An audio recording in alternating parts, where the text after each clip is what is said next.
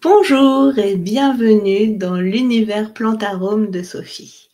Un podcast, le premier podcast, premier épisode, un podcast où on va traiter de prendre soin de soi, santé holistique, vitalité, santé globale, bien-être, mais pas que, parce que le bien-être, c'est aussi la liberté. Donc Sophie, c'est moi, pour ceux qui ne me connaissent pas, la créatrice de la Fabrique Plantarome, une entreprise de soins naturels montréalaise, corps, visage et ambiance, qui a été créée vraiment pour le bien-être féminin. Vous pouvez la retrouver sur Facebook et Instagram, la Fabrique Plantarome. Il y a même une chaîne YouTube. Elle s'appelle l'univers Plantarome de Sophie, comme le podcast. C'est pas compliqué. Et au travers le site lafabriqueplantarome.com, tu pourras découvrir que je suis aussi une naturopathe passionnée. Et si tu en as envie, tu as la chance de venir me rencontrer. C'est possible en bureau ou en virtuel. Mon bureau est à Montréal. Donc ce podcast, il a une seule restriction, le respect et la bienveillance. Il va y avoir des épisodes où je serai seule et des épisodes avec des invités. Aujourd'hui, premier épisode, moi j'aime faire les choses simples. Je reçois dans mon bureau à la maison mon amie Chloé. Bonjour Chloé. Allô Sophie. Et puis je suis bien excitée qu'elle ait accepté de venir aujourd'hui. Et j'ai qu'un seul micro. Pourquoi j'attends pas que ça soit parfait pour que les choses se lancent. Non, ici on n'est pas dans le conventionnel, on est dans l'authenticité. C'est ça qui est important. À un moment, il faut s'assumer. Donc Chloé, je fais cet épisode aujourd'hui parce que samedi, c'est la journée internationale du droit des femmes.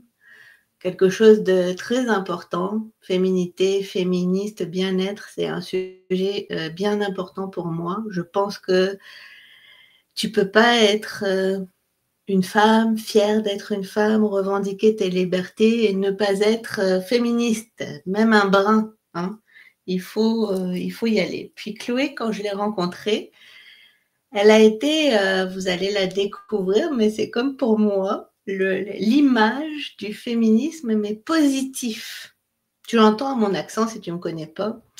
J'ai des origines françaises. Puis, j'ai pas eu dans ma jeunesse une image très positive du féminisme. J'ai 51 ans. C'était souvent des chieuses, des gens toujours en colère, qui revendiquaient. Mais Seigneur, pour arriver à faire bouger les choses, il faut y être un peu en colère. En tout cas, j'aime le monde que Chloé m'a fait découvrir et la façon dont on peut s'impliquer.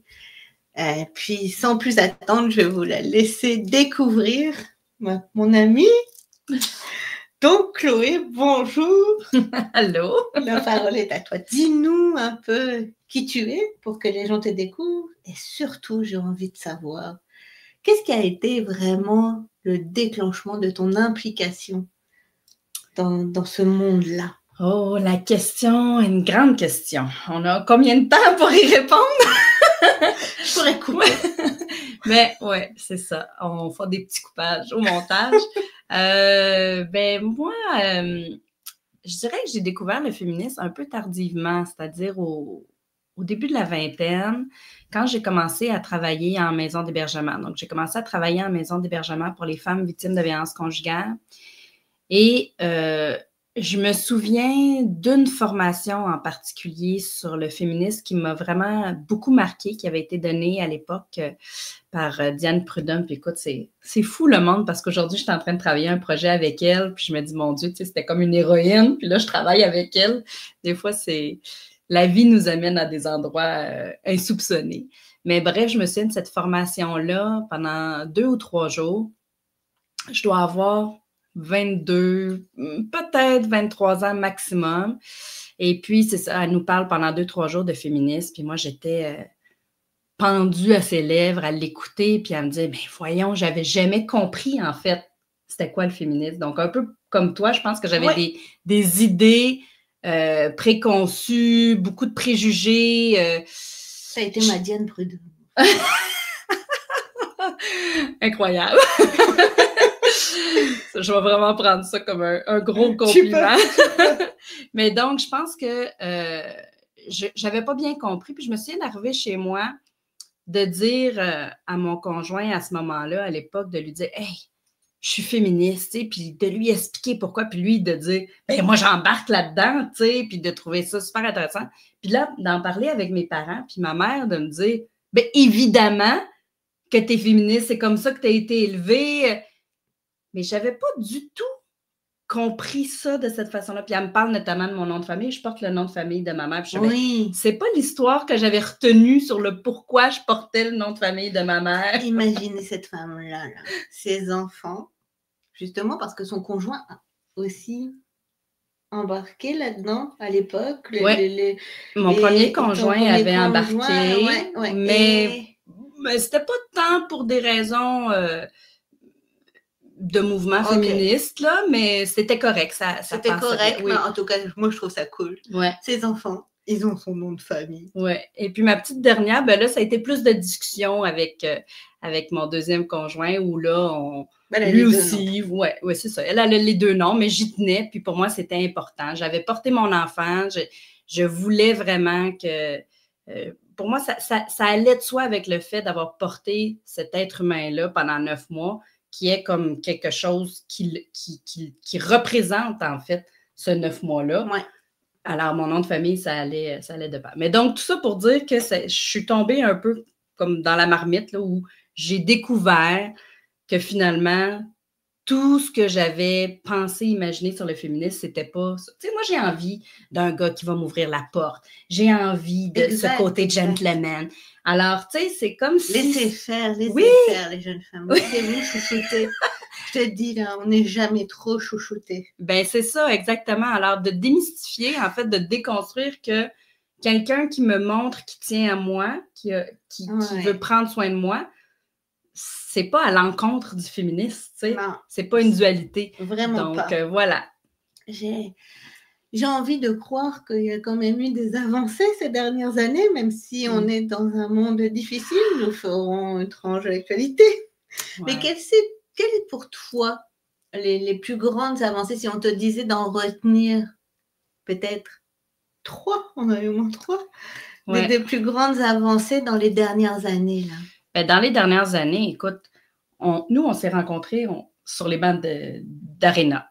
Hein? On aime le hockey, on aime le sport, on est des filles, c'est ça. Je sais pas ce qui s'est passé avec le hockey, tranche aparté totale, mais ça va arriver souvent dans ces épisodes-là, mais sachez-le. Ouais. Hein. Alors, on a passé la frontière avec ma famille, puis là, il y a eu comme une piqûre. Bing! le hockey nous a unis. Et donc, si on peut parler des avancées des dernières années, ben jusqu'à quand même récemment au Québec, les filles, si elles voulaient jouer au hockey, il fallait qu'elles jouent absolument avec des équipes féminines, comme si elles n'avaient pas le calibre ou c'était pas possible de jouer avec les garçons. Évidemment, je m'implique beaucoup au hockey féminin et je suis pour qu'on ait le plus gros bassin possible de filles qui jouent ensemble. On a une nouvelle ligue professionnelle, on est super heureuse. Mais c'est le côté où tu n'avais pas le droit. Oui, obligation. Ouh. Alors, ça, c'est une avancée. Exactement. Bon, tu sais, c'est sûr qu'on se dit, on a le droit de voter, ça nous semble être super loin. 1940, là, c'est pas si longtemps que ça. Non, c'est vraiment, il n'y a pas C'est très récent dans notre histoire. Il y a pas longtemps. Mais je pense que une des plus grandes avancées, et je le dis en étant un peu mitigée, c'est que les femmes aient le droit de choisir ce qu'elles vont faire. En fait, qu'il y ait un choix aussi de couple. Puis là, je pense qu'il nous reste beaucoup, beaucoup, beaucoup de travail à faire. Quand une femme décide d'être à la maison pour prendre soin de ses enfants, il y a beaucoup de jugements derrière ça. Souvent, le choix va être fait. Ça va être un choix de couple, oui, mais il va y avoir un choix encore parce que c'est pas tout à fait le même salaire, ben l'homme qui peut-être voudrait lui aussi rester à la maison, ben va continuer à travailler. Donc, tu sais, il y a toutes sortes de réflexions, de discussions. C'est pas au point, mais je pense qu'on a fait une grande avancée de pouvoir choisir. Et pour moi, le féminisme, c'est beaucoup le choix, la liberté. Exactement. moi, je ne me suis jamais posé la question à savoir est-ce que je peux aller à l'université ou pas. J'ai eu la chance d'avoir des parents qui avaient les moyens de me le payer, mais entre mon frère et moi, c'était pas un choix. C'est-à-dire, c'était pas on choisit le garçon plutôt que la fille. J'avais cette possibilité-là, je ne me posais pas la question. Et même chose pour mes enfants. J'ai 3 enfants, un garçon, 2 filles, et pour moi, c'était super important, et c'est toujours important de m'assurer qu'ils ont les mêmes droits, les mêmes privilèges. Et pour moi, c'est tout ça la base du féminisme. De pouvoir imaginer que mes enfants sont dans un milieu où les choix qu'ils vont faire, ce n'est pas une question à savoir si c'est parce qu'ils sont un garçon ou une fille qui ont plus ou moins de choix et puis qui doivent s'en aller dans telle ou telle direction. Je suis tellement d'accord parce que j'ai toujours trouvé, et ça c'est drôle, c'est depuis que, je sais pas, toute jeune, même avant d'avoir des enfants, puis après en ayant des enfants, je leur ai toujours dit, puis ils me prenaient un peu pour maman la lune, les lunettes roses, mais quand même, qu'est-ce qui fait que c'est une chance du naître du bon côté de la planète, parce qu'aujourd'hui encore en 2025, il y a tellement de femmes sur la planète qui n'ont pas ce choix, ou qui sont emprisonnées, ou qui peuvent même pas conduire, même pas tu sais, puis je ne mets attention, il n'y a aucun jugement de religion ou quoi que ce soit, je parle d'un point de vue laïcité, liberté, c'est une chance. Alors, plus on va faire ça dans nos pays, plus on va pouvoir le montrer. Éduquer nos garçons aussi, c'est important, parce que les garçons doivent prendre part au féminisme. C'est pas qu'une affaire de filles, là. C'est vraiment une affaire de prendre part au féminisme. C'est un phénomène de société. Absolument. Puis je pense qu'il y a quelque chose dans admettre aussi qu'on a certains privilèges et accepter qu'il y en ait certains qui... en fait, c'est pas de les diminuer, c'est de s'assurer que tout le monde a les mêmes. Moi, je me souviens, j'ai déjà siégé sur un conseil d'administration d'un organisme de droit communautaire dans lequel il y avait des avocats et il y avait évidemment des adjointes juridiques. Bon, les avocats, de façon générale, il y en a plusieurs que c'est des hommes. Et je trouvais ça extrêmement intéressant dans cet organisme-là où le financement qui venait du ministère de la Justice, il y avait une réflexion au niveau de la répartition, d'augmenter les salaires des adjointes et de diminuer un peu celui des avocats pour qu'il y ait un moins grand gap. Exact. Donc, ils travaillaient pour améliorer le travail, les conditions de travail de leurs adjointes, et j'avais trouvé ça absolument j'avais trouvé ça super intéressant et exemplaire, en fait, comme moyen de regarder, OK, je me regarde moi, quels sont mes privilèges et qu'est-ce que je peux faire pour m'assurer que les autres en aient davantage aussi. J'aime beaucoup que tu introduises ça, parce que ma prochaine question serait comment tu vois l'évolution pour 2025 et les années à venir? Est-ce que tu es optimiste? Est-ce que tu es vraiment négative parce que teintée par des choses qui se passent autour de nous puis pas très loin? Comment tu vois ça? C'est sûr que je peux pas dire que je suis pas inquiète. Je pense que je suis extrêmement inquiète. Je vois ce qui se passe chez nos voisins du Sud. Ça me parle, ça m'effraie. Je m'inquiète pour mes enfants, je m'inquiète pour demain. Peut-être que c'est parce que je vieillis aussi puis je suis plus réaliste, ou je sais pas, tu sais, mais puis je me dis, mais qu'est-ce qu'on laisse aux prochaines générations derrière nous? Mais oui, je pense qu'on est de plus en plus consciente que nos droits sont fragilisés. Tu sais, on regarde évidemment ce qui s'est passé. De plus en plus jeune. De plus en plus. Ça, c'est important. Exactement. Ouais. Donc, tu sais, on regarde... le jugement de la Cour suprême aux États-Unis au niveau du droit à l'avortement. On regarde ici les idées ou les projets de loi qui sont mis de l'avant. Il y a vraiment de plus... C'est comme si on ne se permet pas, en tout cas ceux qui ont peut-être des idéologies d'interdire certaines choses, ne le font pas de façon aussi transparente de dire on va interdire, mais les obstacles qui sont mis fait en sorte que c'est de plus en plus difficile d'avoir Ouais. accès à certaines Il y a une choses. conscience plus Exact. globale. Puis ça, c'est important. Oui, donc Parce je que pense qu'on peut vraiment travailler à éduquer, tu l'as bien dit, éduquer nos garçons. Tu sais, je me souviens, Colin, mon fils, quand il était en 6e année du primaire, sa couleur préférée, c'était le rose. C'était le rose, puis il y avait un sac à dos rose. Puis je me souviens qu'à l'école, il y avait quelqu'un, quand il fouillait dans son sac, qui était « Hey, qu'est-ce que tu fais à fouiller dans le sac de quelqu'un d'autre? » Puis en tout cas, ça avait été toute une histoire. Puis je me dis « Mais hey, on parlait de couleur. C'était une couleur. » T'imagines? Ils sont pas si vieux que ça, en plus, nos Ben fils. Ils non. vont avoir 20 ans. Exact. Seigneur. On a du chemin à faire. On a du chemin à faire. On a du chemin, mais parler, l'éducation, partager, ne pas avoir peur de s'exprimer. Je pense que c'est la solution. C'est toujours de pas. Puis tu sais, on parle de nos voisins du Sud, mais quand on se regarde le nombril, là, au Canada, dans certaines provinces, c'est pas facile l'avortement pour toutes les femmes. C'est pas une vision, c'est pas une accessibilité si facile que ça. Il y a tellement eu d'abus, je partirai pas le sujet non plus des autochtones, mais quand on a vu comment elles ont été traitées à leur insu, c'est pas si vieux, c'était au début des années 2000 les derniers cas. Là. Ça, c'est incroyable. C'est quand même terrible. Ouais. Des femmes qui se sont vues privées de leur féminité, de leurs organes de reproduction, sans qu'on leur dise de leur capacité d'avoir des enfants, sans qu'on les prévienne de tout. C'est vraiment...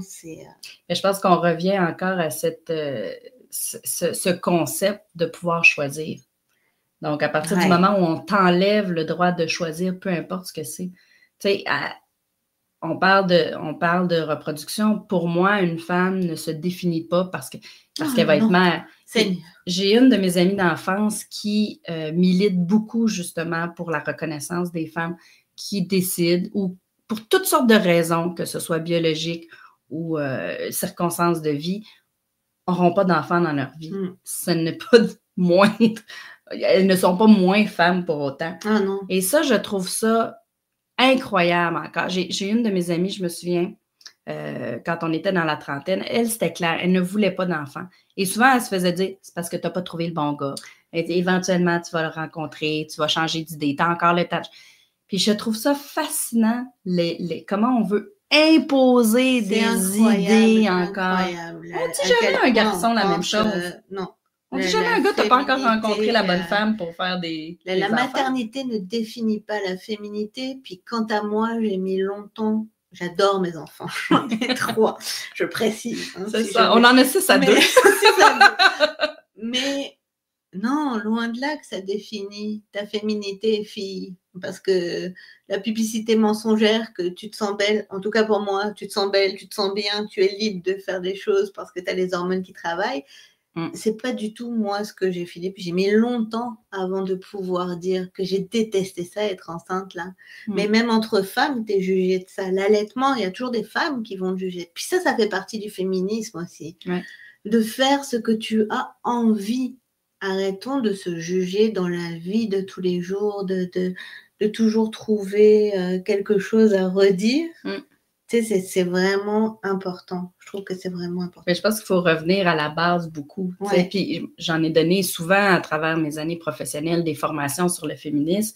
Puis la façon souvent dont je commençais mes rencontres, c'est est-ce que vous êtes pour ou contre l'égalité entre les hommes et les femmes? Et la plupart du temps, les gens, évidemment, vont dire, je suis pour. Ben voilà, la définition du féminisme, c'est aussi simple que ça. C'est l'égalité entre les hommes et les femmes. Après, tu peux colorier ça comme tu veux, mais ça part de là. C'est parce que c'est pas normal que l'on puisse penser dans une société que des gens aient le droit de faire quelque chose et les autres non, juste pour leur sexe. Mais c'est le même problème pour la couleur de peau ou autre. Mais juste parce que tu es une femme, tu dois être traitée différemment. Non, non. Et entends-moi bien, là. J'adore ça, être une femme. Je suis fière d'être une femme. Je suis hyper fière. Mais c'est vraiment important d'arrêter de se mettre des barrières tout seul, de se juger. Ouais. C'est exactement. Quelque chose, Fait que revenir à nos bases, à nos réflexions, tourner le miroir vers nous-mêmes, regarder qu'est-ce qu'on peut faire pour justement, on est plein de biais. On est plein de jugements, là. Tu sais, je veux dire, ne pas vouloir juger, c'est un jugement de se juger. On pourra en parler longtemps. Mais, puis une des choses, tu vois, tu parlais des avancées tantôt, ça a été quoi nos grandes avancées? Je pense qu'il y a beaucoup d'améliorations, effectivement. Je pense qu'on a de plus en plus cette possibilité, effectivement, de choisir le métier qu'on veut, mais il y a encore des batailles à mener, il y a encore tu sais, une femme dans la construction, elle a encore du travail à faire. Tu sais, c'est encore minoritaire. Alors, s'assurer que tout fonctionne bien, que l'équipement est adapté physiquement, que le matériel est adapté physiquement. Tu sais, c'est pas juste avoir des femmes dans différents milieux, c'est s'assurer exact, que tout est fonctionnel. Oui, exactement. Puis, si jamais, ça, je suis curieuse si, en fait, il faut que je vous l'avoue, je ne sais pas si vous pouvez répondre quand on publie un podcast, c'est le premier. Ça va être collector, les amis, comme vous allez l'écouter. Mais en tout cas, je vais le mettre aussi sur la chaîne YouTube. Mais si vous pouvez, si vous avez envie d'interagir avec nous et mettre des commentaires, ça sera intéressant. Mais de votre vision et vous, qu'est-ce que vous y apportez? Puis si, trop souvent aussi, des fois, il peut y avoir des acquis. Tu sais, des femmes, je pense, des femmes de notre âge là, qui ont dû se battre pour réussir dans des milieux professionnels qui étaient plus masculins, où c'était plus difficile, qui maintenant ils sont, mais même encore aujourd'hui, des fois doivent se prendre des petites réflexions qu'on ne ferait pas à un homme, même aujourd'hui en 2025. Ah oui, hein. continuellement. Mais pour qui c'est devenu malheureusement normal, alors tu te construis une carapace parce que tu peux pas donner des baffes à tour de bras là, tout le temps à des gens. Puis ça aussi, c'est quand même quelque chose. Donc, laisse-toi, si tu es quelqu'un comme ça qui écoute, je trouve que c'est important de se laisser la possibilité de faire passer ça. Oui, ça existe, mais de toi, dans ta manière d'être, dans ta manière de faire, de plus en plus, tu peux faire détacher ces pensées-là. Ouais. Et ces gestes-là, leur donner... Oui, et puis je pense qu'on ne relie pas toujours les actions quotidiennes au mouvement féministe. Évidemment, on n'est pas toujours en train de se dire « je suis en train de défendre une idéologie X ». Non, mais pourtant, elle est partout dans la vie. Absolument. Puis tu sais, moi, je sais que comme gestionnaire, je me suis toujours dit « je vais améliorer les conditions de travail de mes employés ». Moi, pour moi, ça, c'est super important. C'est sûr que je travaille dans un domaine aussi de relations d'aide. Un milieu qui longtemps et encore aujourd'hui est majoritairement féminin. Donc, pour moi, travailler à améliorer les conditions de travail, notamment augmenter les salaires, mais ça m'en fait partie quelque part parce que je me suis dit un jour, je travaille pour le droit des femmes, notamment, il faut que je travaille à améliorer les conditions de travail des employés. Mais tu sais, tout ça, quand je propose les nouveaux échelons salariales à mon conseil d'administration, je n'ai pas en tête que je suis en train nécessairement de faire une action féministe. Pourtant, effectivement, c'en est une. T'sais, mais pour moi, ça va dans des petites choses concrètes. J'ai eu souvent des discussions avec mon fils qui était au hockey. Je dis, dans la chambre de hockey, les jokes que tu fais, là, peut-être que toi, tu la trouves drôle. Peut-être que ton voisin d'à côté la trouve drôle, mais peut-être que le deuxième ou troisième coéquipier plus loin... beaucoup moins drôle. Oui, ou lui ne comprend pas que c'est une blague. Oui. Et ça va lui donner comme une autorisation, par exemple, d'aller violenter sa blonde le soir ou d'être méchant avec sa conjointe le soir. Tu sais, je pense qu'il faut faire attention. Par quelque chose qu'on exact. a pu dire. Donc, nos blagues, là, tu sais, on le sait, aujourd'hui, il y a des blagues qui ne passent plus, mais c'est la même chose avec nos blagues quand on ridiculise certaines choses chez les femmes ou chez les gars quand ils parlent de leur blonde, etc. Donc, tu sais, je pense qu'il y a de ça qu'il faut réaliser aussi au quotidien. C'est vraiment important. Donc, l'éducation et puis une belle évolution. Si quelqu'un te disait demain, là, moi, j'ai la cause à cœur ou d'aider les femmes dans certaines choses, j'ai envie de m'impliquer ou comment je pourrais faire, le domaine est vaste. Ça serait quoi tes conseils d'implication ou de dire à quelqu'un de donner l'input Ouais. C'est vrai que le domaine est très vaste, puis il y a Ouais, plein de c'est possibilités. Donc, tu sais, je pense que comme je disais, c'est d'abord regarder au quotidien des petites choses qu'on peut faire dans l'éducation, la sensibilisation, mais s'informer. Je pense déjà, ça, c'est quelque chose qu'on peut faire de la maison, s'informer avec des sources, évidemment, qui sont vérifiées, Fiable, hein. fiables. Des sources fiables, c'est le Exact. mot-clé. Si on a quelques heures à donner, ça peut être du bénévolat dans des groupes de femmes, des groupes qui travaillent à améliorer les conditions de vie de personnes qui sont marginalisées, de personnes vulnérables, etc. Chez les jeunes aussi, moi je Chez trouve les jeunes, qu'on beaucoup. devrait en avoir plus encore. Oui. Sur le respect du corps, le respect de...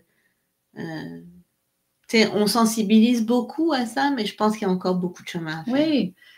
Puis des fois, ça peut être, si on a des moyens de faire des dons à des groupes qui font... Tu sais, des fois, on n'a pas besoin de nous partir avec notre pancarte « Solidarité! » C'est ça. Non, mais je trouve que c'est important parce que des fois, on peut avoir cette vision-là, mais par plein de petites choses. Puis au fond, c'est vrai, c'est de retenir que tous les jours, à tous les instants, chez soi, dans la famille, je veux dire, dans une famille, le modèle masculin, des fois, il doit donner... s'il donne un mauvais exemple, ses fils, ses filles vont avoir... Tu sais, si tu n'as pas de bienveillance, de respect, d'égalité entre les gens, ben ça va se reproduire. C'est quelque chose. Donc, ça part pouvant faire partout de la cause féminine. Tout le temps, on peut la définir. Puis c'est dans des petites choses, tu sais. Des fois, moi, je me souviens du père de ma plus jeune qui était revenu très fâché à la maison un soir en disant, parce que notre fille avait congé, puis bon, on travaillait tous les deux. Alors, il avait dit à son employeur, au directeur, qu'il allait prendre congé. Puis de se faire dire, genre, ben, elle n'a pas eu de mère, cet enfant-là. Oui, mais elle a 2 parents, justement. Ça, c'est quelque chose, une belle évolution, ça, le partage. Ben, moi, je trouve ici, là, le fait de pouvoir partager ton congé la première année, puis entre le père, la mère, et puis ça, je trouve ça cool. Oui, puis ça, on oublie que c'est des batailles féministes. Oui. Au départ, tu sais. Alors, ça aussi, souvent, on prend pour acquis certaines choses, on se dit c'est normal, tu sais, justement. Donc, il y a le congé de paternité de quelques semaines qui a été nouveau dans les dernières années et le partage du congé parental. Et c'est des batailles qui ont été menées, en fait, par les féministes, par les groupes de femmes, justement pour assurer un meilleur partage des tâches, autant auprès de l'enfant que des tâches dans la maison. Exactement, tu sais. Et ça, on oublie ça.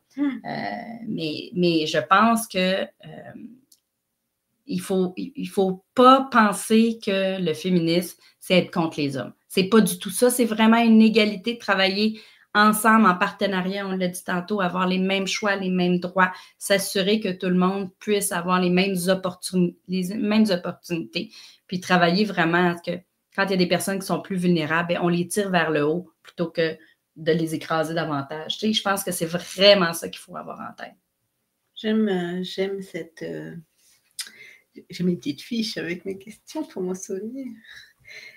Et comment, ben, tu nous as répondu un peu, mais en gros, parce que j'ai aussi des petites questions un peu plus légères pour terminer l'entrevue, mais je me dis comment, en gros, dans notre société aujourd'hui, on pourrait encore mieux défendre ces droits, les mettre encore plus de l'avant, les droits des femmes.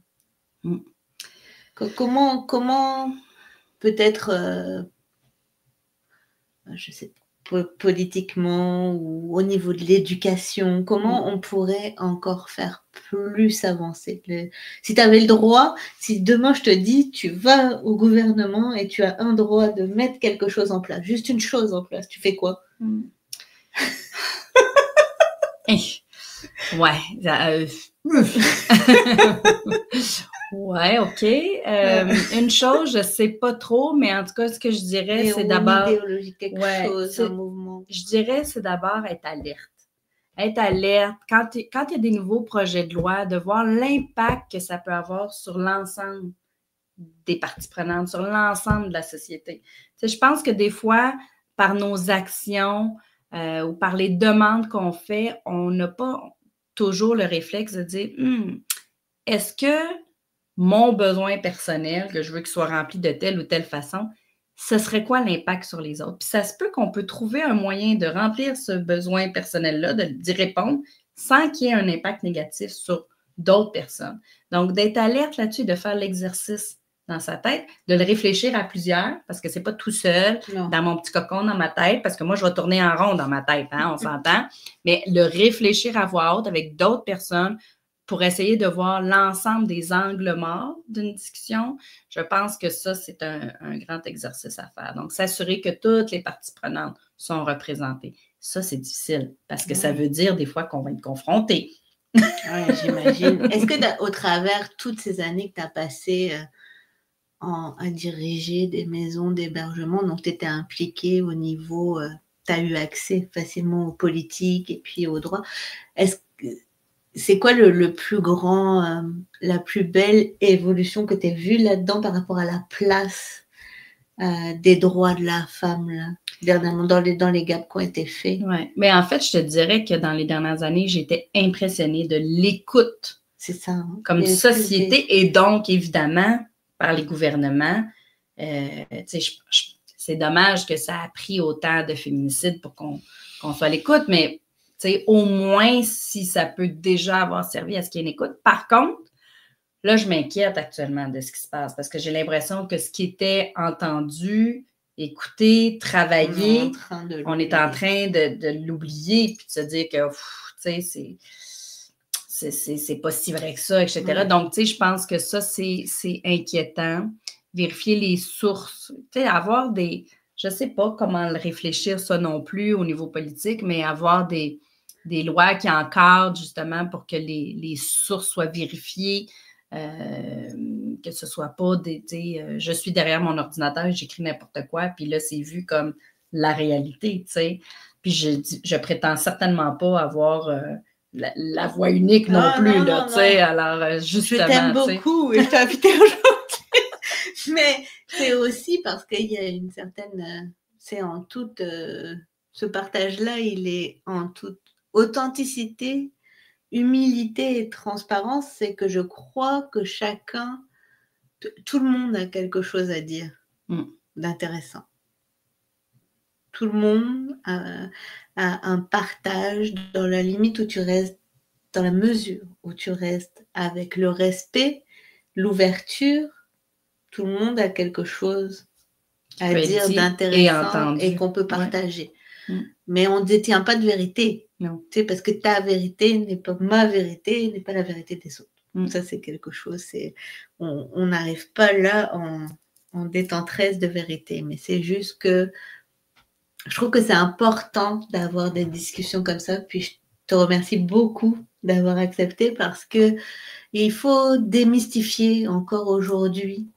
Et je trouve que c'est bon de rappeler que le féminisme, il est partout, tout le temps. Ouais. Moi, il y a une chose qui m'énerve avec la journée de la femme ces dernières années. J'y étais plus sensible parce que je suis devenue entrepreneur. J'ai une société dans le soin, une entreprise dans le soin et tout.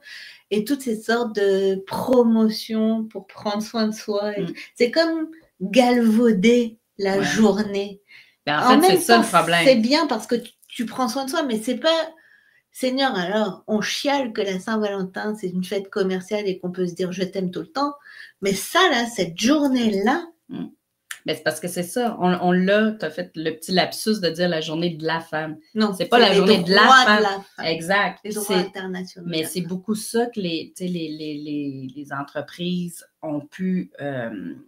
prendre, c'est qu'on a imaginé que comme Noël, c'est une journée où on va donner un cadeau, donc tu sais, c'est pas la journée de la femme, on parle de droits.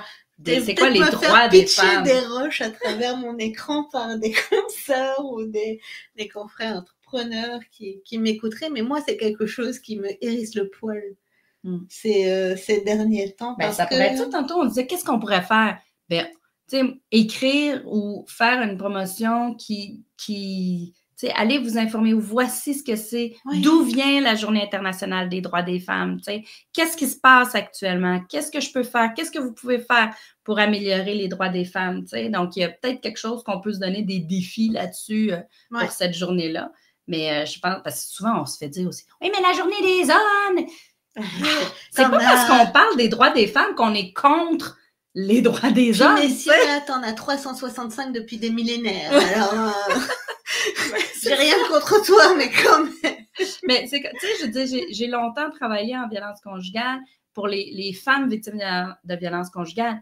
Évidemment que je sais, je suis capable de reconnaître qu'il y a un certain pourcentage que c'est des hommes qui sont victimes et une victime est de trop. Je vais pas être contre ça. Évidemment, mon travail était de défendre les femmes victimes de violence conjugale. C'était pas contre l'autre. Donc, ça aussi, je trouve ça particulier quand on parle des droits des femmes. C'est qu'obligatoirement, il faudrait... ça veut dire qu'on est contre... C'est pas une opposition.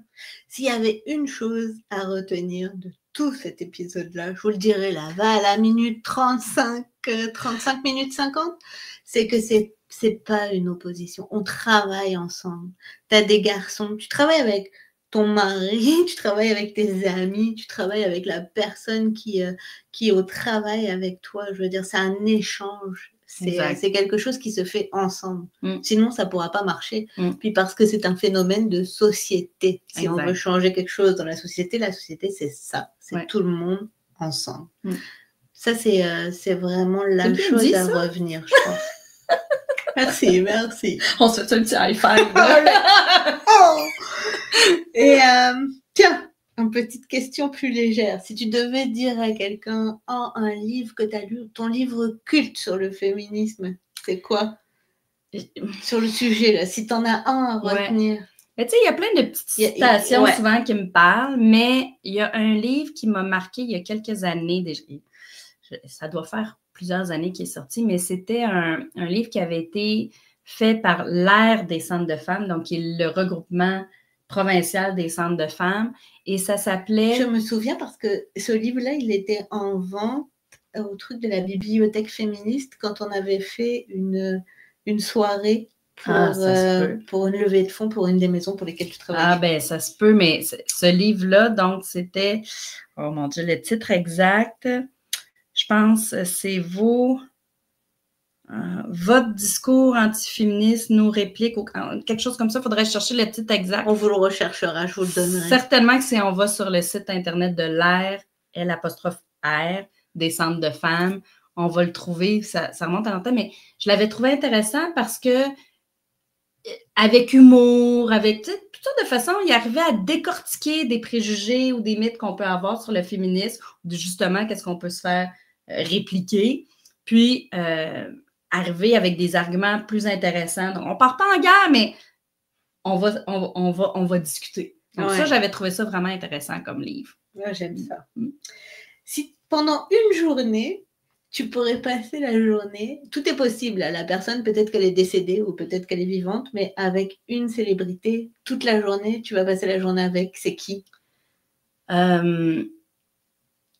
En fait, il y a une célébrité certainement, mais je pense que je vais le ramener à un côté plus personnel de mes grands-mamans. OK. Mes grands-mamans sont décédées, une quand j'étais plus jeune et une, j'étais déjà adulte. Deux femmes absolument extraordinaires, mais qui ont eu des vécus très différents. Une qui a perdu son mari alors qu'elle était assez jeune. Ma mère était enfant préscolaire. Et elle avait hérité de l'entreprise de son père et donc devait gérer les affaires familiales. Évidemment, à une époque où les femmes ne pouvaient même pas le faire. Elle ne s'est jamais remariée, elle a vécu seule. J'aimerais ça avoir la discussion aujourd'hui avec elle sur comment elle a vécu ça. Parce que j'en ai entendu parler par ma mère de ce qui s'est passé avec les entreprises familiales. Mais j'aimerais ça qu'elle me le raconte. Qu'elle te le raconte. Ouais. Ah, j'aime ça. Ouais. Puis mon autre grand-mère, elle, avait fait le choix aussi. J'aime beaucoup tes grands-mamans, mais je t'ai dit une personne. Mais c'est parce que c'est deux choses, c'est deux aspects différents. Oui. Mon autre grand-mère, on en a souvent parlé. Elle me parlait beaucoup de mon grand-père, à quel point elle était amoureuse de mon grand-père.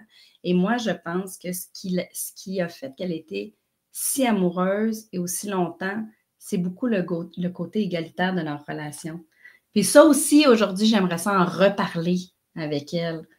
Puis, ça, c'est important. Hein? Ouais. Oh mon Dieu. Ouais. Ça, c'est quelque chose d'important dans un couple. Fait qu'il y a ces deux aspects-là. Sinon, une célébrité. Elle est à 3 personnes. Vous avez vu, elle abuse à peine.